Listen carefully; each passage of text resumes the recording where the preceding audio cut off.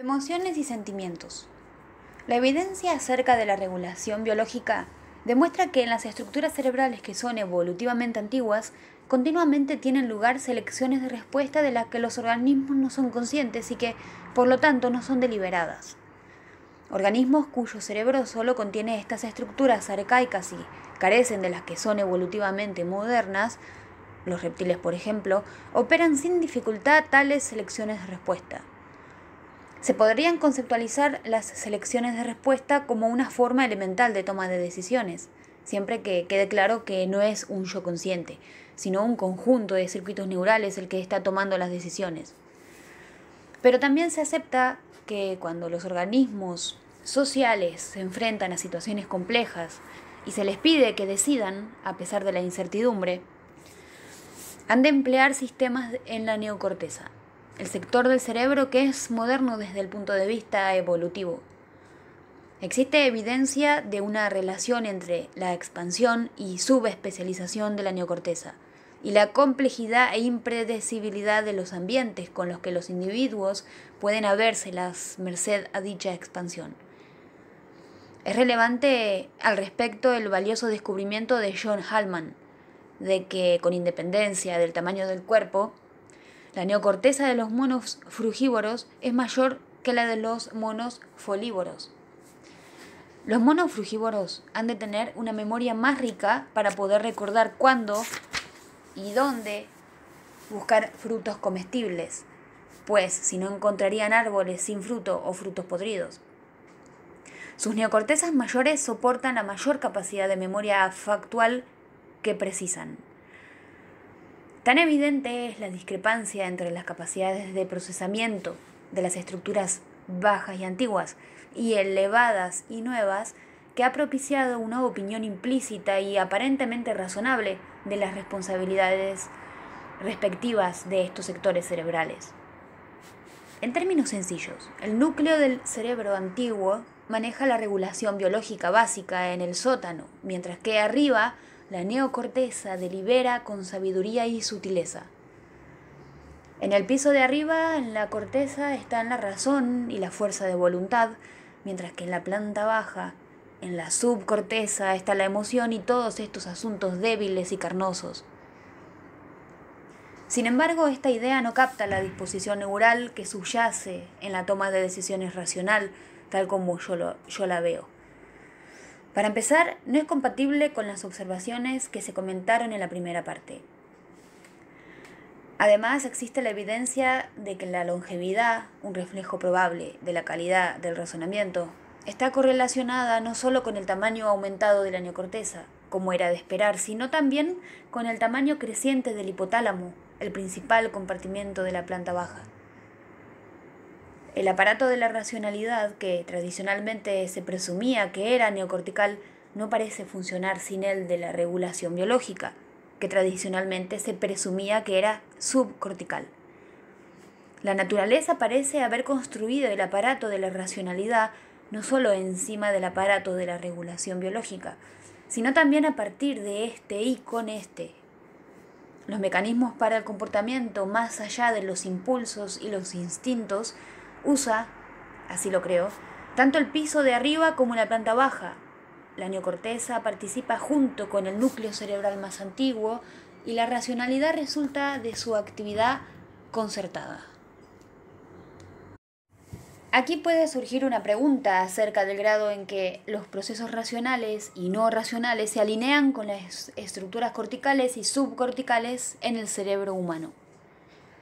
Para plantearnos esta cuestión me dirijo ahora a la emoción y al sentimiento, aspectos centrales de la regulación biológica, para sugerir que proporcionan el puente entre los procesos racionales y los no racionales, entre las estructuras corticales y las subcorticales. Emociones. Hace aproximadamente un siglo, William James, cuyas intuiciones sobre el alma humana solo han tenido rival en la de Shakespeare y Freud, planteaba una hipótesis verdaderamente sorprendente sobre la naturaleza de la emoción y del sentimiento. Considere el lector sus palabras.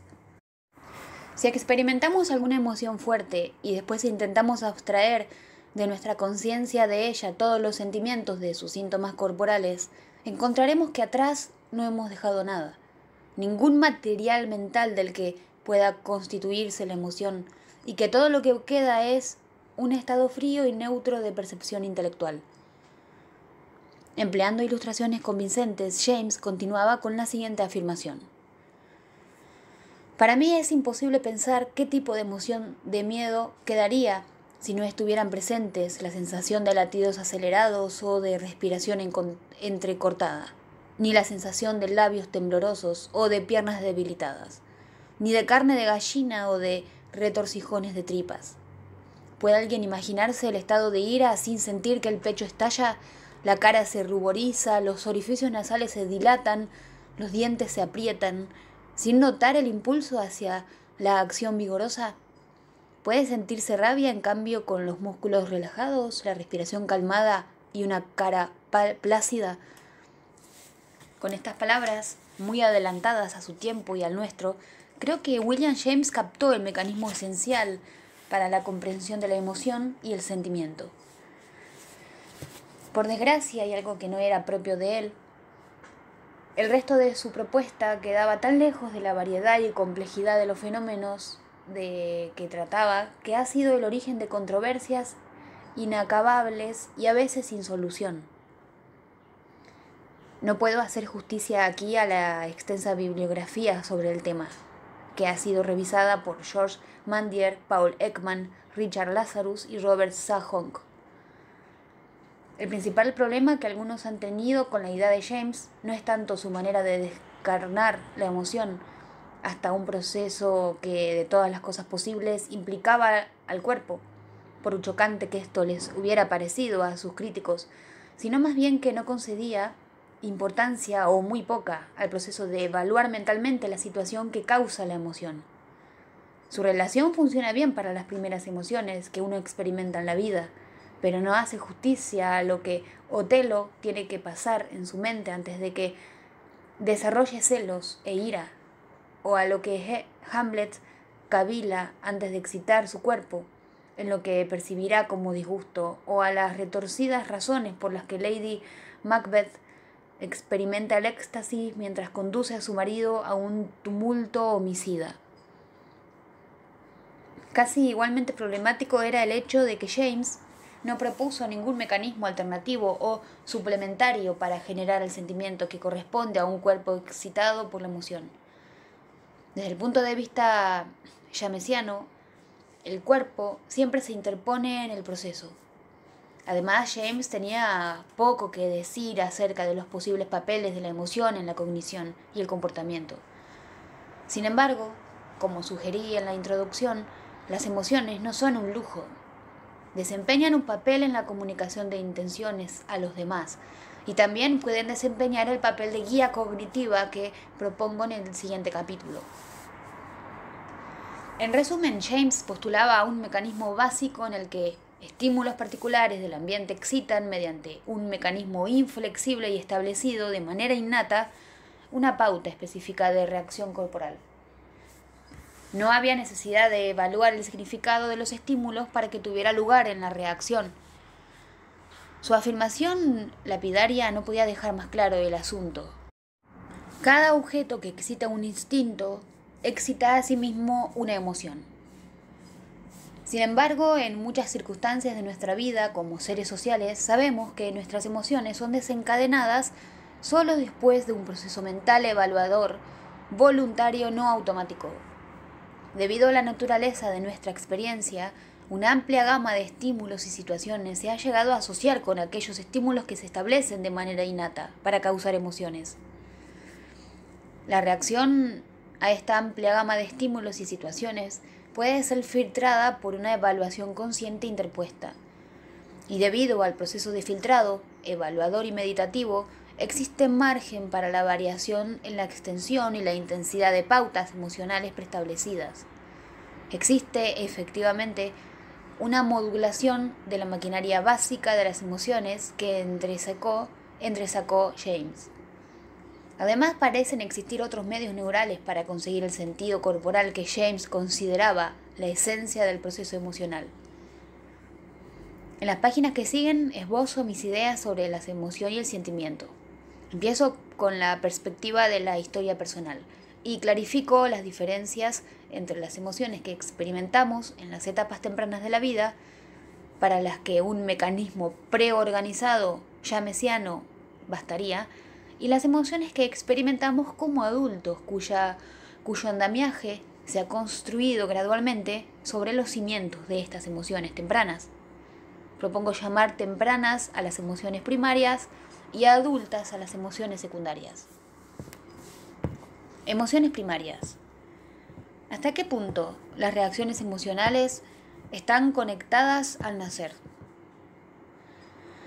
Yo diría que ni los animales ni los seres humanos están necesariamente conectados de manera innata para tener miedo a los osos o miedo a las águilas, aunque algunos animales y seres humanos pueden estar conectados para tener miedo a las arañas y a las serpientes. Una posibilidad que no representa ningún problema para mí es que estamos conectados para responder con una emoción, de manera preorganizada, cuando se perciben determinadas características de los estímulos del mundo o de nuestro cuerpo, solas o en combinación. Ejemplos de dichas características incluyen el tamaño, como en los animales grandes, la envergadura grande, como en las águilas en vuelo, el tipo de movimiento, como en los reptiles, determinados sonidos, como los gruñidos, determinadas configuraciones del estado del cuerpo, como en el dolor que se siente durante un ataque al corazón. Dichas características, de forma individual o en conjunto, serían procesadas y después detectadas por un componente del sistema límbico del cerebro, digamos que la amígdala. Sus núcleos neuronales poseen una representación disposicional que dispara a la promulgación de un estado corporal característico de la emoción miedo y altera el procesamiento cognitivo de una manera que encaja con el estado de miedo. Veremos más adelante que el cerebro puede simular estados corporales y pasar por alto el cuerpo, y comentaremos cómo se consigue la alteración cognitiva. Adviértase que con el fin de causar una respuesta corporal, ni siquiera se precisa reconocer al oso o a la serpiente o al águila como tales, ni saber qué es exactamente lo que está produciendo dolor. Todo lo que se precisa es que las cortezas sensoriales iniciales detecten y categoricen el rasgo clave de entre los rasgos de una determinada entidad, por ejemplo, animal, objeto, y que estructuras tales como la amígdala reciban señales referidas a su presencia conjuntiva. El pollo que está en un nido no sabe qué son las águilas, pero responde prestamente con alarma y escondiendo su cabeza cuando objetos de amplia envergadura alar vuelan sobre su cabeza a una determinada velocidad.